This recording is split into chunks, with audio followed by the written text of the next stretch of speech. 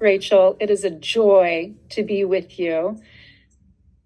This is what Eastern Kentucky was to me in my childhood. And so I decided we'd sit outside where we could hear the cicadas and the crickets in the deep woods. Don't know if we'll have any frogs. Weather's been dry, but this is the stuff of my soul. So I wanted to share it with you. And I thought that for this evening, talking about electing our candidates to president and vice president, that I would share that those values, the Harris coach, shall we call him, values, are the values I learned from the women of Kentucky. People may think of me as a woman of the world, but I'm really a woman of Eastern Kentucky, and it is the women of Kentucky who made me the woman that I am today. Whether I'm in a brothel in Madagascar, a displaced persons refugee camp in South Sudan, in Reparine, in California, it is those women. And I want to start in Martin County, Black Log Holler, where my mama was born and raised. And some of you may know that in 1968, when then President Johnson declared the war on poverty in America, he chose Martin County as the place where there was such poverty that it was un-American. It was antithetical to our values. And he sent his someone from his administration, Sergeant Shriver, to sit on a front porch in a holler in Martin County, where my mama was from. And you know what? My sister and I were talking about this a minute ago.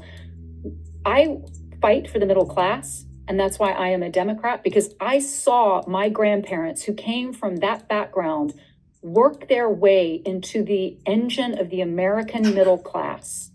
My papa was a second generation Sicilian immigrant. He and Eastern Kentucky South roofing. They met, they fell in love, and they started as day laborers shaping aluminum into siding for houses, into storm windows and doors, and literally working in the sun all Eastern Kentucky summer. They eventually were able to buy a small home, to send my dad to university. They joined a country club, they danced, they played cards. And because they only worked, in seasonal weather, they eventually were able to go to Florida to spend their winters. From their background, with the hard work and the system working for them the way it is supposed to work for Americans, they worked their way into the middle class, and those grandparents bought every stitch of clothes my sister and I ever wore when we were growing up. So that's what initially made me a Democrat. And it's the women of Kentucky who also taught me the values for which you may know me, the person who comes forward about Harvey Weinstein. I was in the 12th grade at Ashland High School, and a friend of mine kept sharing with me that the coach was molesting her. And I said to her, if you tell me one more time, I have to go to an adult. He did it again. She told me. I went straight to my French teacher, and my French teacher taught me this value. She said, Ashley, she is not the first girl he has hurt, and she won't be the last. We're going forward together, you and me. And we reported that coach. I was 17 years old. I've always been this way. And then it was at the University of Kentucky as a freshman that my dear friend, Mary Tripp Reed, who was just here visiting, we feministed each other. We became feminists together in this social justice Christianity tradition that she taught me. And then it was the first Black person with whom I was ever really friends. I didn't grow up in a diverse community. She was a cook at my sorority house. She taught me about intersecting oppressions. That's what it would be called eventually by Professor Kimberly Crenshaw. Race, class, gender, sexuality, all of it. And she taught me, I didn't know this from my Sunday school class, that Jesus was actually a dark-skinned man. She taught me liberation theology. And I was sitting in her kitchen when I read in the newspaper that marital rape was still legal in Kentucky. I gasped. My response was visceral. And she said, yes, honey. Yes, honey. My husband can rape me. That woman from Kentucky taught me that the personal is political, and the personal should inform our policies. And then it was a woman from Kentucky, Eastern Kentucky in particular, when I led a campus-wide march out of classes to protest the ongoing membership on the board of trustees at the university of a man whom a lot of people loved and did good service, but was clearly racist. And the woman from Kentucky who let you live. My sister's right here. She's the woman from Kentucky who let me live. Who called me and said, I am proud of you, you're doing the right thing. And it was also in that setting that I learned how to stand for something without standing against my fellows. Because when I stood in line with my protest sign while this former governor who'd said the racist thing was signing copies of his memoir, my sorority sisters were lined up next to me to get his autograph, and we just waved at each other. So I learned in Kentucky that I can have difference and hold complexity without being punitive or oppositional. It's just a difference. We all come from a place of wanting the best for everyone. And that's allowed me to serve without being bitter, so to speak.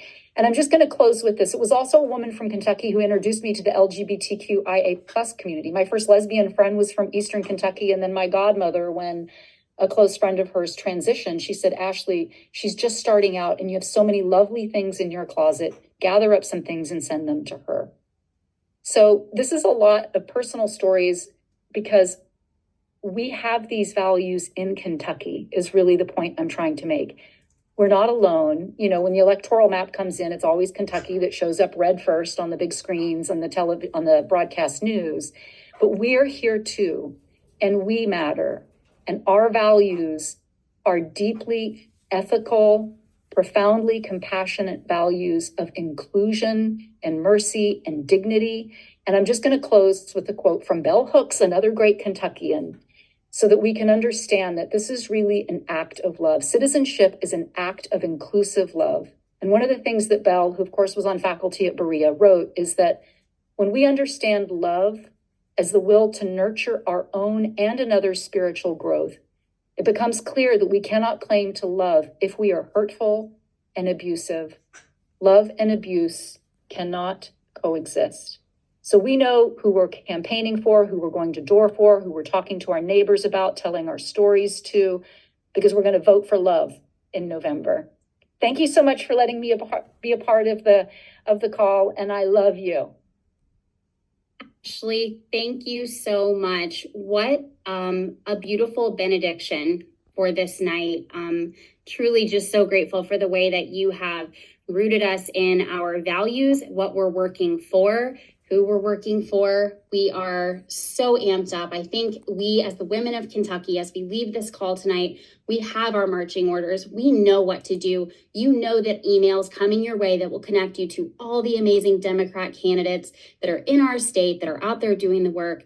It's now your job to take that baton, get signed up, to knock the doors, to make the phone calls, hit the donation button. As we said many times tonight, we're leaving it all out on the field. We don't want to look back in November and say, oh man, the supermajority is still 80-20. No, we're changing it. We are the change makers. We are who we've been waiting for. Thank you so much, women of Kentucky. Good night. Rachel, hold on. I'm going to announce our final fundraising total. Please do, Sherilyn. We have raised $11,642. Absolutely amazing.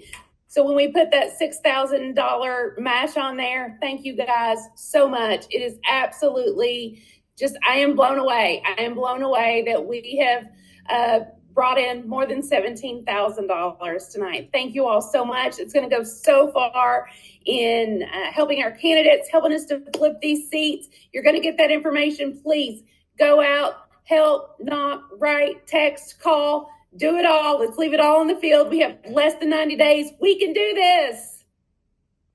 Thanks, everybody. Good night.